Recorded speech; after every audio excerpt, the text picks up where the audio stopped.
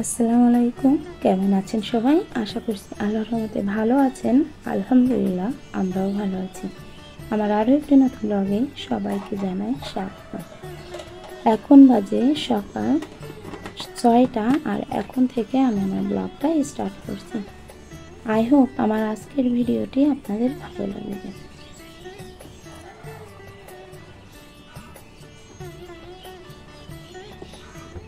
পুরো ভিডিওটার সাথে জুড়ে আছি আমি জ্যোতি, যশোর থেকে।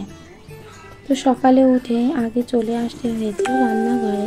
আর আমাদের প্রত্যেকটা গৃহিণীরই এই সেম কাজটা কিন্তু করতে হয়। সকাল সকাল উঠে আগে হাজবেন্ডের নাস্তা, বাচ্চা কাচ্চার নাস্তা সব কিছু আগে তৈরি করা, তারপর বাসি কাজকর্ম ধরা। তো আমাদের যে দুইটা দিক কন্ট্রোল করতে হয়, যে উঠেই আগে স্বামীর নাস্তা তৈরি করা, আবার বাসি কাজকর্ম। অনেক ক্ষেত্রে আবার দেখা যায় অনেকে আগে বাসি কাজকর্ম কমপ্লিট করে তারপর নাস্তা করতে আসে। তো বাসি কাজকর্মে যে কাজগুলো থাকে, মূলত বাসি কাজ বলতে আমরা যেগুলো বোঝাই, যে ঘর ঝাড়ু দেওয়া, বাসি থালা বাসন মাজা, সেগুলো আমি রাত্রেই করে রাখি, যাতে আমার সকালের দিকে একটু সুষম হয়।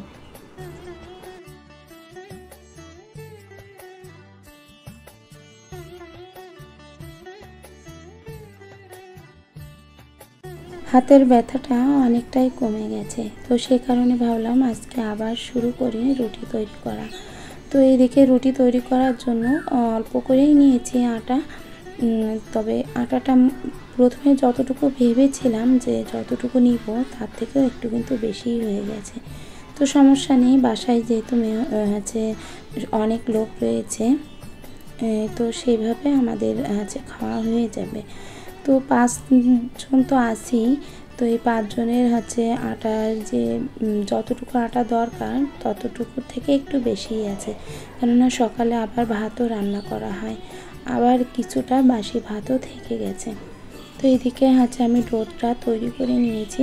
আর আজকের ডোটা অনেক সুন্দর হয়েছে। একটু গরম পানি করে নিয়েছি, তো গরম পানি করে সুন্দর করে এভাবে যদি খামির করা হয় তাহলে সেই ডোটা যেমনটা নরম এবং সফট হয়, রুটিটাও কিন্তু তেমন সফট এবং নরম হয়।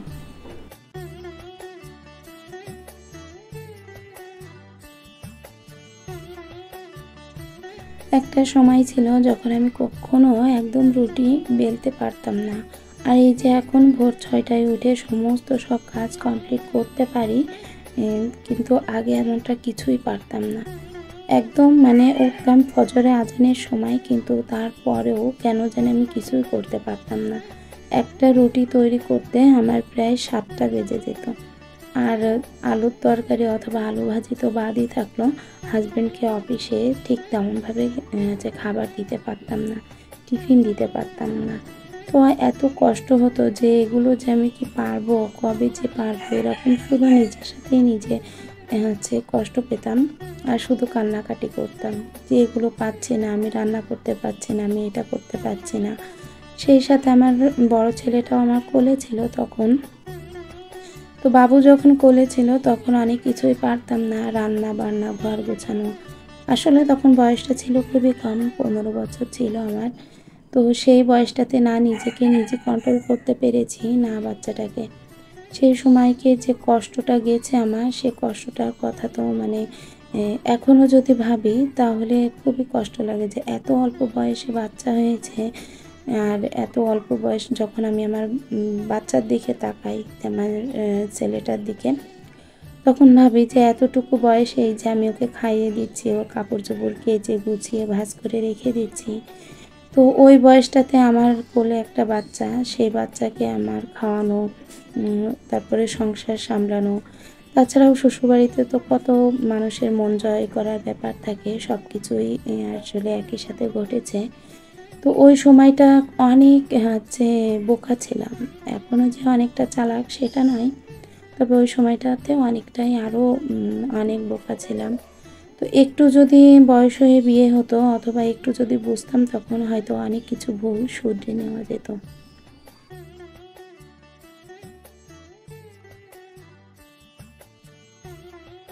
বাবু পড়াশুনো করার পরে কোনো কিছুই আর ওঠে না, আর উঠাই না।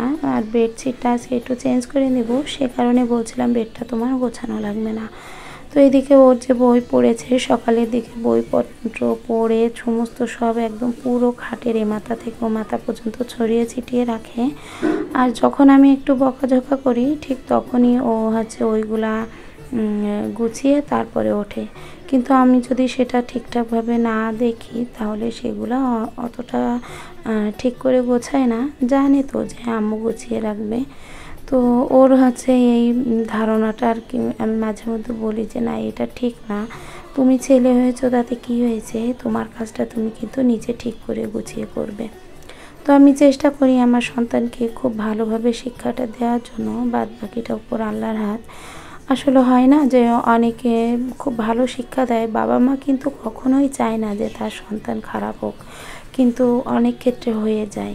বাচ্চা কাচ্চা অনেক ক্ষেত্রে একটু দুরন্ত অথবা সঙ্গদোষে খারাপ হয়ে যায়। তো আমার ছেলেটার চেষ্টা করি সম্পূর্ণ ভালো জ্ঞানগুলো দিতে। আল্লাহ জানে কেমনটা হবে, মানুষের মতো মানুষ হবে নাকি একটু অন্যরকম হবে। আসলে চেষ্টা তো বাপ মা কম করে না, কিন্তু উপর আল্লাহর ইচ্ছা, দেখা যাক কী হয়। তো এই ফ্যানটা নষ্ট ছিল, নষ্টই পড়েছিল। তারপর আজ হঠাৎ করে মুছতে যেয়ে দেখি যে ফ্যানটা অন হয়ে গেছে। তো আমি তো ভীষণ খুশি হয়েছিলাম যে ফ্যান এবং লাইট দুইটা একসাথেই চলছে। আর আগে হতো কি, চার্জে দিলে হয়তো লাইটটা জ্বলতো, ফ্যানটা চলতো না। আর এখন ফ্যান লাইট দুইটাই চলছে। আবার দেখা যাচ্ছে একটু খানিক বাদে হয়তো ওটা চলবে না। তবে এখন যখন দেখছি যে ওই জিনিসটা খুব ভালোভাবে চলছে, আমি তো ভীষণ খুশি যে কোনো কিছু করা লাগলো না, নিজে থেকেই আর কি ঠিক হয়ে গেল।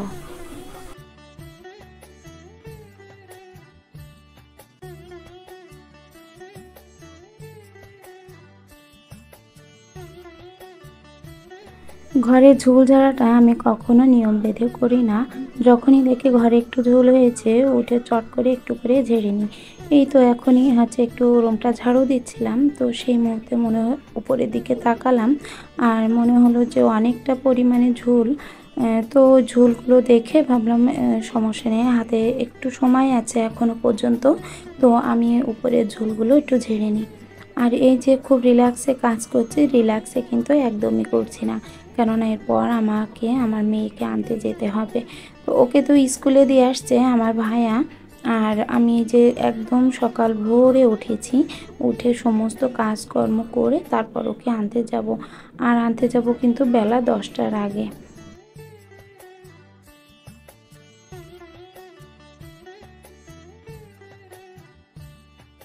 একদম ঘরদোর পুরোপুরি ঝাড়ঝুড় দেওয়া কমপ্লিট। আর এখন একটু দেখতেও ভালো লাগছে, যেহেতু ওই যে পাকা ঘর হলেও ওয়ালে কিন্তু যথেষ্ট পরিমাণে ময়লা লেগে থাকে। এই যে উড়ে উড়ে আসা যে ধুলোগুলো থাকে, সেই ধুলোগুলো ওই ওয়ালে থেকে যায়। তো ওগুলো যখন আমি ঝোলটা ঝাড়ি তখন ওই ওয়ালটাও একটু ঝাড়ু দিয়ে নিই। তাতে করে যতটুকু মনে হয় যে যে আলগা ধুলোগুলো লাগছে সেগুলো কিন্তু পড়ে যায়। তো ওই পরপরই দেখি যে অনেকটা বেজে গেছে, আজকে একটু লেটই হয়ে গেছে মেয়ের স্কুলে আসতে। তো এসে দেখছি যে পিটি করছে। তো লেট হওয়া সত্ত্বেও পিটি করাচ্ছে বলে এখনও পর্যন্ত ছুটিটা ঠিকঠাক হয়নি। পিটি করাতে ওখানে 20-30 মিনিট মতো সময় লাগে। তো ওখানে আমি মেয়েকে নাস্তা করালাম, তারপর আসলাম বাজারে। আমার মেয়ের স্কুল থেকে এই বাজারে আসতে মাত্র 5 মিনিট সময় লাগে। 5 মিনিটও পুরোপুরি লাগে না। তো যাই হোক, স্কুল থেকে আসলাম, এখন বাজারে একটু বাজার করব। তো ওখানে আমি মাছ কাটিয়ে নিয়েছি, যে বাসায় আসবো এসে আবার কখন মাছ কেটে কুটে তারপর আবার গুছিয়ে রাখবো সম্ভব না। আর বাসায় আসতে আসতে আমার প্রায় 12টা বেজে যায়। তো এই দেখুন, আজকে একটু নতুন ধরনের মাছ নিয়ে এসেছি। আর আমি কিন্তু মাছের নামটা জানি না। তো ওখানে ওই মুরব্বি বেশ মাছ কাটার দাম নেয়নি বলছিল, কিন্তু হিসেব করে দেখলাম উনি 50 টাকা বাড়তি নিয়েছে। মাছ কাটা বাবদ মনে হয় নিয়েছে কি, অথবা হয়তো ওনার মনে নাই, সে কারণেও নিতে পারে। মুরব্বি মানুষ, অনেকটা কাস্টমার ছিল, সবার সাথে কথা বলতে বলতে হয়তো হিসাবটা গুলিয়ে ফেলেছে। তো বাসায় এসে যখন হিসাব করি তখন একটু 50টি টাকা মনে হচ্ছিল মাছে ওখানেই নিয়েছে। তো যাই হোক ওখান থেকে আসলাম, তারপর ভাবলাম একটু মাছ ঝোল করব আর হচ্ছে একটু ডাল রান্না করার ভাবছিলাম যে ডালও রান্না করব। তো ডালটা তো আগে থেকেই সিদ্ধ বসিয়ে দিয়ে গিয়েছিলাম চুলায়। তো উপরে যেয়ে দেখি যে চুলায় খুব সুন্দরভাবে ডালটা সিদ্ধ হয়ে গেছে। তো আমি পেঁয়াজটা কুচি করে নিলাম, এখানে ডিমটা ভেজে নিচ্ছি ওই পেঁয়াজ কুচি দিয়ে, আর ডিম দিয়ে ডাল করে নিব। আর আমার হচ্ছে ছেলে এবং মেয়ে দুইজনেই ডাল এবং ডিমটা খেতে খুবই ভালোবাসে। তো ওদের ক্ষেত্রে আমার এই ডাল আর ডিমটা হচ্ছে করতে হচ্ছে, আর আমাদের জন্য কিন্তু আমরা সবজি করেছি।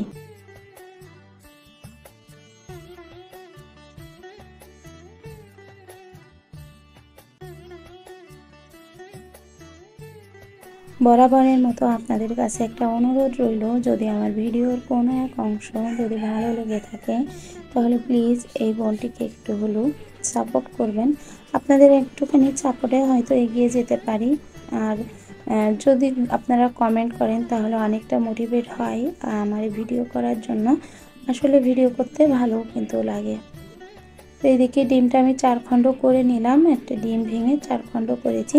যেহেতু মাছ ঝোল রয়েছে আজ, আরও হচ্ছে ভেন্ডি তরকারি, তো সে কারণে ভাবলাম যে না থাক, ডিমটা একটা ডিমই ভেজে 4 খণ্ড করে দিই। আবার বিকাল হলে ওদের জন্য তো ডিম হচ্ছে কেউ পোস্ট খাবে, কেউ হচ্ছে সিদ্ধ খায়, আবার নুডলসে দেওয়া লাগে। তো যেহেতু শুধুমাত্র 2 ভাই বোনের জন্য, সে কারণে আমি একটা ডিম দিয়ে এই ডালটুকু তেলে পরে দিয়ে নিচ্ছে। আর দেখুন এই যে এইভাবে করে কুচি করার কারণে আমার কিন্তু মশলাটা আলাদাভাবে বাটা লাগেনি।